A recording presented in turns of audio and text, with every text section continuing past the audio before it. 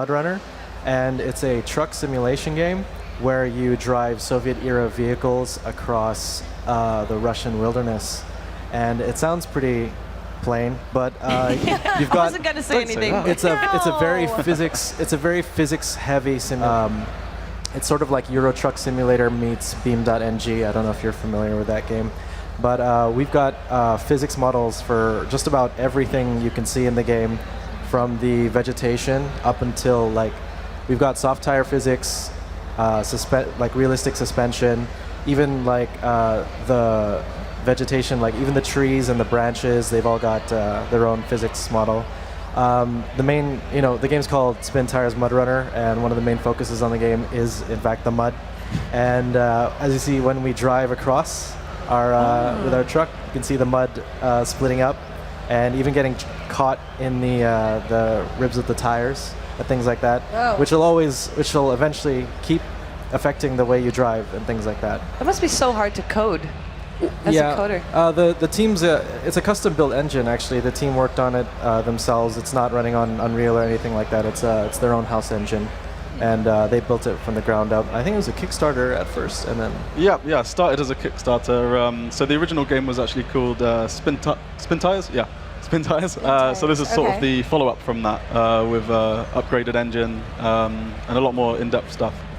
Whoa! I love it when Kickstarters actually accomplish like a real end game. Yeah, that's the dream. The main bulk of the game takes place in really big sandbox maps. So this is one of them here.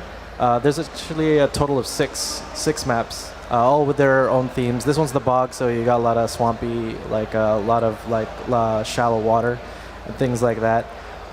There's also another map called Demerge, and it's just a whole flooded section, and it's just water everywhere, and it's an absolute nightmare to traverse. But that's the challenge. real it's the struggle is what what the players want to feel like. They want to try to achieve something, try to push the limits of their Soviet era vehicles across these like really harsh wilderness conditions. You're going to be in environments where most games, they wouldn't even let you drive in them because it just seems impossible. Yeah.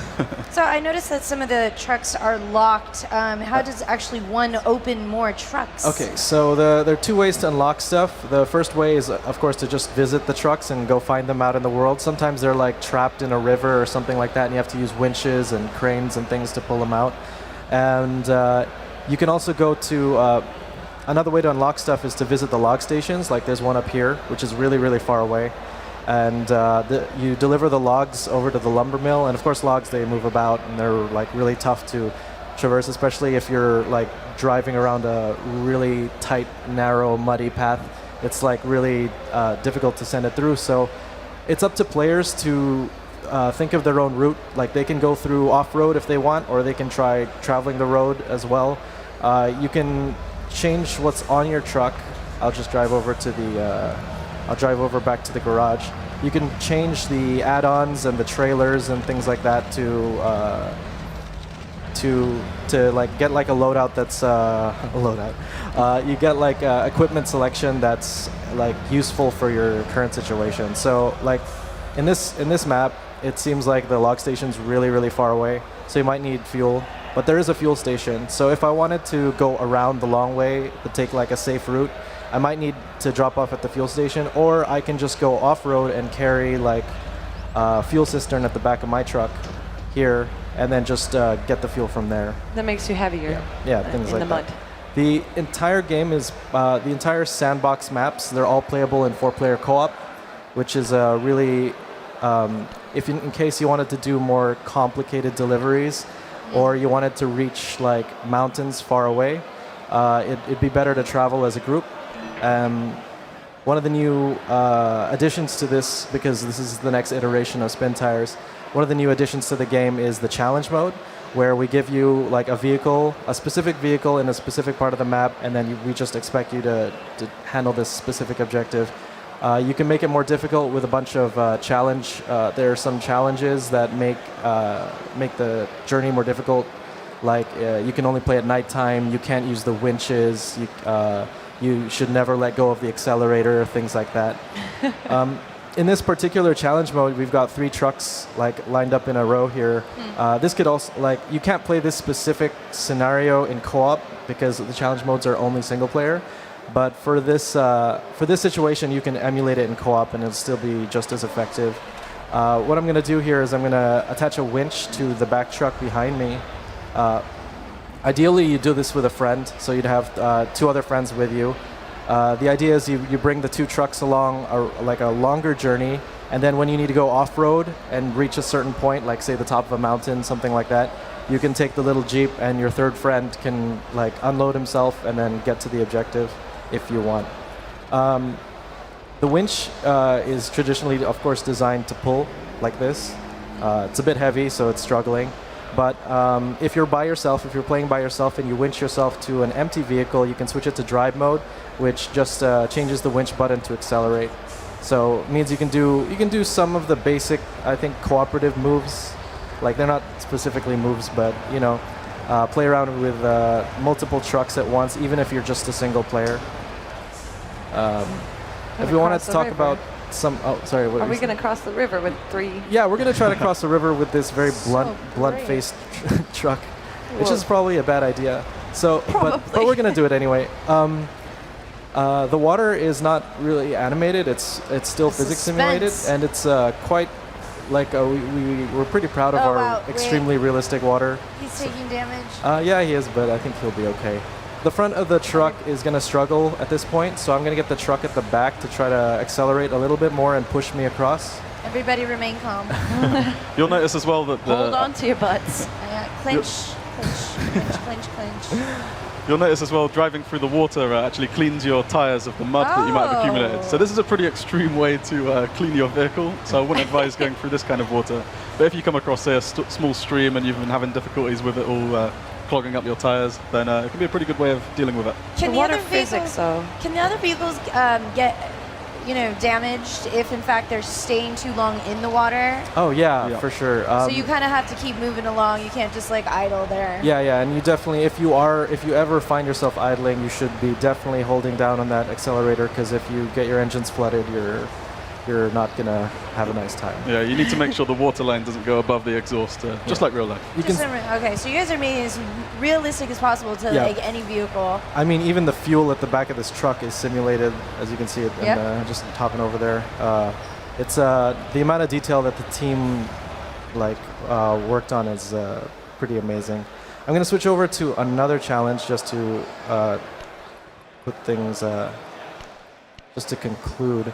But we've got, as I said, we have Soviet-era vehicles, so it ranges from all sorts of kinds of Russian vehicles. The game has, for PC users, because the game's going to be out on Xbox One and PS4 as well, for PC users they get access to all the mod tools, so you can create and import your own vehicles, you can put your own maps in. The community's been working on American wilderness and American trucks like Ford Explorer and things like that. But with our game, it's just we work on the Russian vehicles, the old Russian vehicles, and definitely the old Russian environments and things like that. This is an example of one of our favorites. I think it's so cool that the community can get involved in making this game look really cool. Yeah, they've been a huge part of this game. Is this an amphibious type vehicle? It's not an amphibious vehicle, but it's definitely good at traversing the water and things like that. It's because there's so many wheels, and it's got differential lock on, which means that the wheels on each axle, they spin at the same rate. You kind of lose a lot of traction, but you got a lot of. You lose a lot of control, but you gain a lot of traction with something like that. It's like a tank. Yeah, it's essentially like that. That looks deep. Sink or swim. Yeah. Can we show what happens when it sinks? Oh yeah, sure. Let's do that. Also, how many game modes are you guys wanting, or can we share today? So right now, on release, which is on October this year, when we release the game, there'll be a tutorial mode, which wasn't in the original game because it was a really technical game. I mean, we have also a really elaborate gear shifting system, which I didn't really go into yet. But We've got a tutorial mode which covers every aspect of the game, including like working the cranes, using the winches properly and things like that, and driving the more like driving every type of vehicle. Then we've got the sandbox mode with the 6 maps, those large maps, completely playable in co-op. Then we have the challenge mode, which is it's the like set missions where we give you a vehicle, we give you a map, and then you have to try to do it as best you can, with like a bunch of bonus objectives like do it at nighttime or like complete the mission without the use of winches and things like that. Right. Are we still driving? Oh, I mean, I stopped because I needed to. You thought you were done? Concentrate. Well, I mean, yeah, I'm trying. So, yeah. Overall, I think the game's it's pretty niche. But the community is really, really strong, and we're really, happy to say that like a lot of the fan like requests are being looked into. Namely, people with wheel controllers, they have a little bit of trouble with the camera because it's a bit of a unique camera system. Mm-hmm. As you can see, like it's got a slight pan before actually committing to a turn, and it's kind of difficult for wheel users. But we're looking into new camera angles, and we're working on. Like a new, something's been asked is like a cockpit view or something like that, and we're looking into new ways to do that. Currently, we've got a work in progress hood view that's here, but we're still tinkering around with it. All right. Well, thank you guys so much for showing this game on our stage.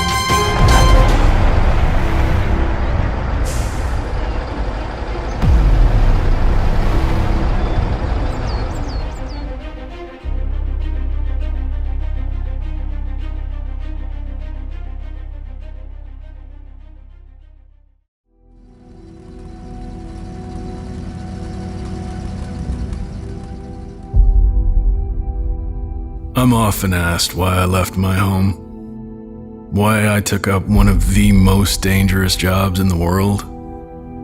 I mean, who in their right mind would come all the way out here?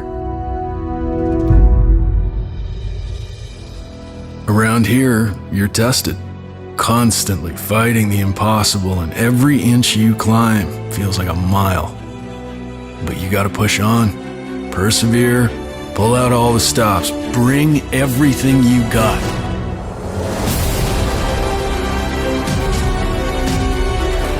Your limits must be reached, and then your limits must be broken.